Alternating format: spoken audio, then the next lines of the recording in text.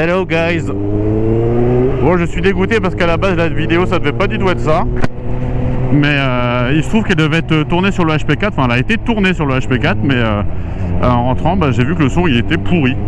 On comprend une phrase sur deux de ce que je dis, donc je me suis dit que ça valait pas le coup de... Oh putain, c'est les cloches. J'ai cru que c'était la gendarmerie, genre des sirènes de police derrière moi, quoi. Ouais, j'ai flippé. En plus, j'ai pas mes papiers, putain, je les ai laissés dans la bagnole. Donc ouais, du coup, c'est une vidéo un petit peu improvisée avec le H2 parce que ça devait être en HP4. Alors peut-être que je mettrai des séquences avec le HP4 dans cette vidéo ou dans une autre, mais bon, c'est pas grave. Du coup, c'est une vidéo pour vous expliquer, tout simplement, déjà vous annoncer que j'ai vendu le HP4. Ceux qui me suivent sur Insta, bon, ils le savent déjà. Mais voilà, finito le HP4. Faut se dire que si on parle pas du HP4, mais on parle juste du S1000RR. Donc le premier S1000RR que j'ai eu, que vous avez connu dans les premières vidéos, et le deuxième, ça me fait plus de 6 ans de S1000RR en fait. Mon premier S1000RR, je l'ai acheté le 15 décembre 2015. Et là, j'ai vendu mon HP4 début juin, première semaine de juin 2022. Donc ça fait quand même un beau pédigré, quoi. Donc c'est une moto que je connais par cœur. Wow. Ah bah yon. Sympa eux. Ce soir ils vont pas manger des pâtes au calcaire, je te le dis. Donc ouais, c'est une moto que je connais giga par cœur. Je suis à la maison quand je suis dessus. J'ai eu un S1000RR avec en parallèle un phaser. Après j'ai vendu, après j'ai eu un parallèle en H2, après on me les a volés, j'ai racheté un phaser, j'ai racheté un H2, j'ai racheté un HP4. Donc en fait c'est un peu une moto que j'ai eu soit toute seule, soit avec d'autres motos. Donc j'ai pu la comparer, l'utiliser pour le boulot, l'utiliser pour le plaisir, l'utiliser qu'il vente, qu'il pleuve, qu'il neige.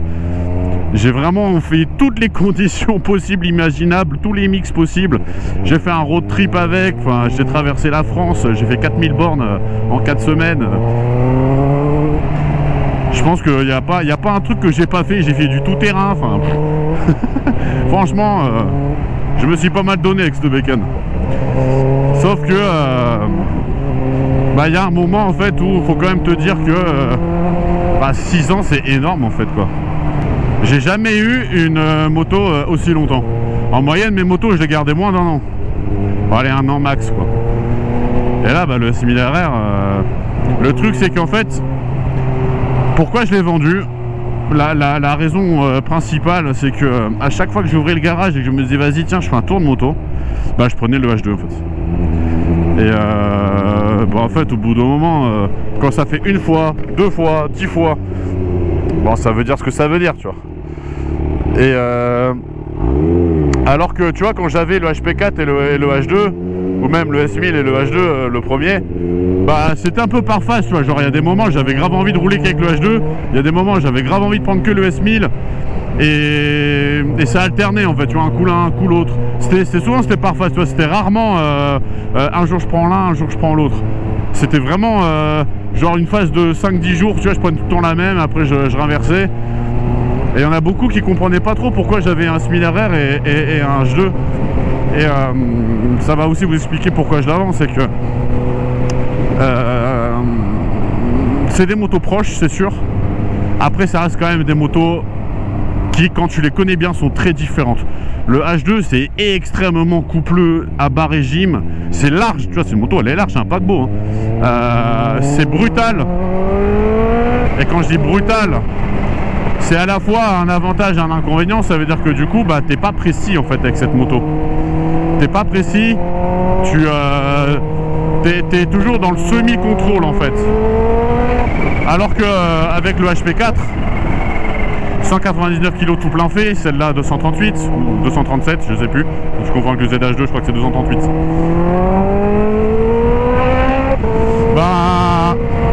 Avec le S1000RR, t'es quand même vachement plus précis, elle est beaucoup plus fine, plus légère, plus maniable. Donc en fait, quand tu veux vraiment bosser de la belle trajectoire et tout, être précis et vraiment te régaler en mode je pose le genou, ou même sans poser le genou, mais vraiment être dans un truc calme, ce serait abusé, mais comparé au H2, ça l'est pas tant. le S1000RR, du coup, c'était un super complément du H2, tu vois. Alors que le H2, c'est bourrin, c'est gros, c'est impulsif. Ça te demande en permanence d'être sur le qui-vive. Ce que me demandait pas nécessairement le HP4. Donc j'aimais bien en fait comment ça se complétait. Mais ça c'est le point de vue de Ikokaruga. Quand tu prends un point de vue on va dire un peu plus normal, bah ça reste des motos un petit peu de la même catégorie, même si moi je les différencie sur 1000 niveaux. Je peux faire une vidéo d'1 heure où je vous explique les différences entre les deux, hein. Mais oh putain, le sol est mouillé, je l'ai pas prévu. Mais la vérité c'est que ça reste malgré tout des motos qui se complètent qu'à moitié, dans le sens où j'ai un pote qui m'a prêté des motos à lui, une GS, une Javel, j'ai essayé d'autres motos, j'ai le phaser aussi, et en fait je me suis rappelé que y avait d'autres façons de faire de la moto qu'en sportive. Et je pense que la sportive, c'est pas que j'en ai fait le tour, parce que ces motos je les adore et je peux pas concevoir d'avoir autre chose que des sportives dans mon garage. Mais avoir que des sportives, je crois que j'en ai un petit peu fait le tour en fait. Mais c'est à dire que ouais, tout ce qui est sportif, si tu veux, j'ai eu un HP4, j'ai un H2, j'ai envie de te dire que c'est bon, enfin c'est compliqué de faire plus, tu vois. Ma vie de motard, je l'ai un peu construite à chaque fois je prenais la version plus balèze. Je commençais avec un 500 JS, un 600 Bandit, un Z 7,5, après je passais du Roadster 7,5 à la Sportive 7,5, GS XR, après au S1000RR, après au H2, et au final tu veux faire quoi après ça en fait, tu vois. Enfin moi j'ai pas la prétention de dire que j'irai savoir m'en servir à 100% un jour dans ma vie, tu vois. Même si je pense savoir mieux me servir de mon H2 que la majorité des mecs qui roulent en H2, étant donné que je pense avoir mis plus de bornes à mon H2 que 95% des gens qui en achètent. Parce qu'il y en a même qui en achètent qui les roulent même pas.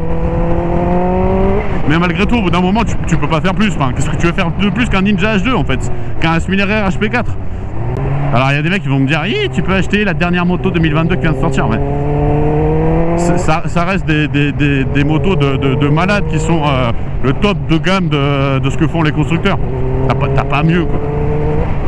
Donc l'objectif maintenant c'est toujours de conserver ça quoi qu'il en soit. Le H2 il bougera pas, je l'aime trop cette moto, je suis trop in love de cette moto.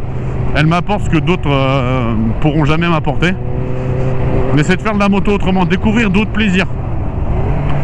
Et du coup j'ouvre un peu mes chakras et l'idée c'est de remplacer le HP4 par quelque chose de différent. Alors pendant longtemps mon rêve c'était de m'acheter une Panigale V4. Je vous dis tout de suite que ce sera pas une Panigale V4 parce que sinon tout ce que je vous dis depuis le début ça aura aucun sens. Donc c'est pas une V4, même si c'est sûr que j'en achèterai une un jour parce que cette moto elle me fait rêver. Même si j'aime pas trop la toute dernière qu'ils ont sorti, la phase 2 ou phase 3 là, j'aime pas trop. Du coup je vous laisse me dire en commentaire selon vous qu'est-ce que je vais acheter pour faire de la moto autrement. Là, je pense que vous n'êtes pas prêts parce que j'ai déjà j'ai 3 modèles en tête, mais il y en a un qui est quand même un peu plus en tête on va dire que les autres. Mais en tout cas ouais, pour faire un bilan du S1000RR, je pense que j'en rachèterai une un jour. Cette moto c'est vraiment c'est chez moi, tu vois. Cette bécane elle m'a suivi dans des moments un peu difficiles de ma vie. C'est un peu de la merde là ce que je vais vous dire, mais je le pense donc je le partage hein, mais ça a été un peu mon refuge dans des moments où vraiment j'en ai chié dans ma vie. Et je me rappelle encore des gros rides que j'ai tapé sur le périph' à 3 h du matin parce que j'étais chez moi en boule sur mon lit en train de pleurer toutes les larmes de mon corps parce que j'étais vraiment dans une phase de merde de ma life, et me dire vas-y arrête de chialer, fais quelque chose, et je prends les clés sur le bureau, mon casque, ma veste, je me fringue, paf paf, S1000RR, bing, 2 heures de périph' au milieu de la nuit. J'ai fait un tour de France, j'ai commencé YouTube avec mon S1000RR, je me le suis fait voler, j'en ai racheté un. Cette moto c'est trop une immense partie de ma vie de motard. c'est la première moto sur laquelle je suis regrimpé après un accident qui a failli me tuer. Et j'avais choisi cette moto parce qu'après mon accident, je m'étais fait exploser l'épaule, des grosses cicatrices. Et je m'étais dit, vas-y putain, mes épaules elles sont asymétriques. Et je m'étais dit, vas-y, tu sais quoi, j'achète une moto asymétrique. Et du coup, j'avais acheté le 6000 RR que je trouvais laid au début, que j'ai appris à aimer et que maintenant je trouve magnifique et extraordinaire. Et je m'en suis encore rendu encore plus compte, elle est extraordinaire en essayant le R1 il n'y a pas longtemps. Voir à quel point son moteur quand même il est incroyable, et à quel point quand cette moto elle est sortie, elle faisait mieux que tout le monde. Quand elle est sortie, les premiers modèles en 2009 et plus largement en 2010, la moto elle a atomisé tout le monde. Tous les constructeurs ils ont mis 3 ans à la rattraper cette bécane. Donc je suis vraiment fier d'avoir écrit un gros bout de ma vie de motard avec cette bécane.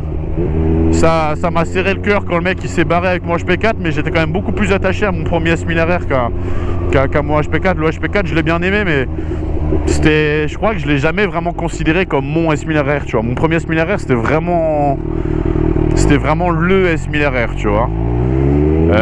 C'est pour ça que je l'ai pas vendu quand j'avais acheté le H2, parce que j'arrivais pas à m'en séparer. C'était vraiment tu sais, comme un petit porte-clés, un petit doudou que t'aimes bien, qui te rappelle des souvenirs. Bon bah moi c'était une moto à 20 000 balles. Chacun son truc. Mais même si voilà, il faut jamais trop mettre faut jamais mettre trop de choses dans les objets, parce que malheureusement bah voilà, ça se casse, ça se vole. Faut pas être matérialiste, mais et je pense pas, j'espère en tout cas pas trop l'être, mais par contre je vais facilement mettre des souvenirs, des émotions, des trucs dans des petits objets, tu vois. Et c'est pour ça que quand je m'étais fait voler mon premier S1000 RR, c'était pas juste le fait de me faire voler un véhicule, tu vois, c'était de me dire merde, en me prenant mon S1000 RR, ils m'ont pris tout ce que j'ai fait avec.